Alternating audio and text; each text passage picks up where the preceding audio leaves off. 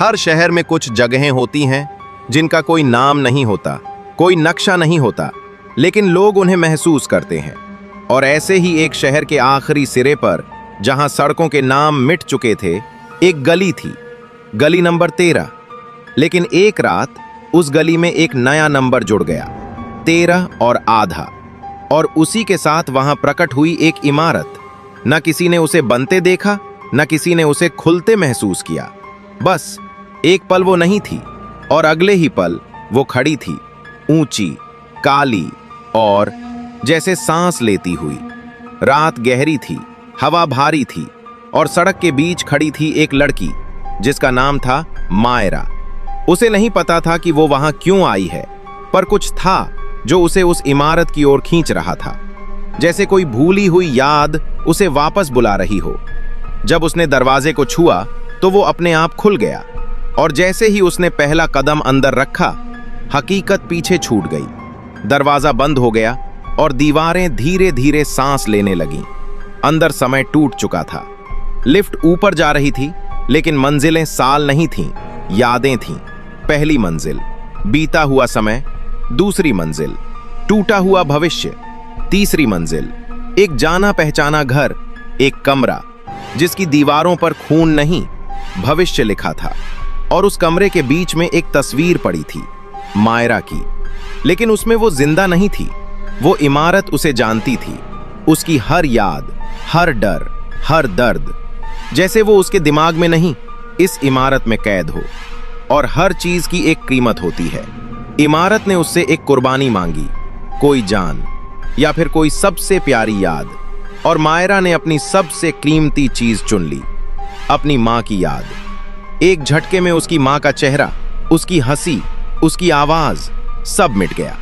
सुबह हुई तो इमारत गायब थी। गली फिर से सिर्फ गली नंबर 13 थी।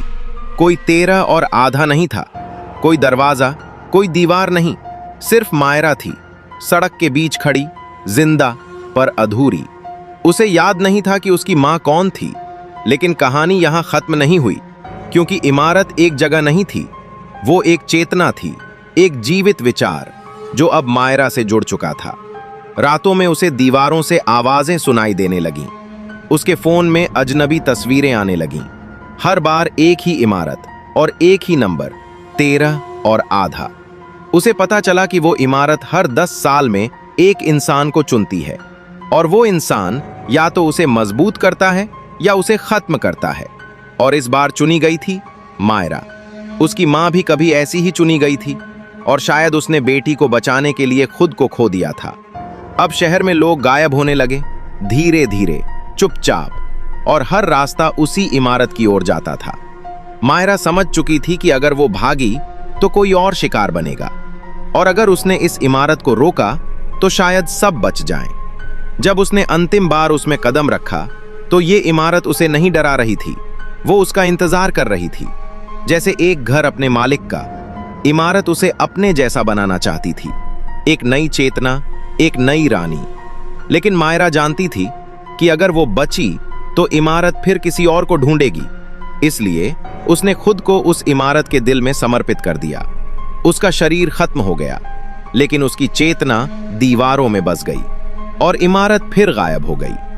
आज लोग कहते हैं कि दुनिया में कहीं कहीं एक इमारत अचानक उगाती है, जिसका कोई दरवाजा नहीं होता, कोई खिड़की नहीं होती, लेकिन उसकी दीवारें सांस लेती हैं। और अगर तुम पास जाओ तो लगेगा जैसे वो तुम्हें पहचान रही हो, जैसे वो तुम्हारी यादों को पढ़ रही हो, क्योंकि वो कोई जगह नहीं है, वो मायरा है।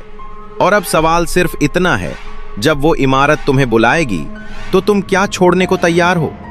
एक इंसान या एक याद? क्योंकि इमारत कभी खत्म नहीं होती, वो बस अपना चेहरा बदलती है, और 13 और आधा किसी नए का इंतजार करता है।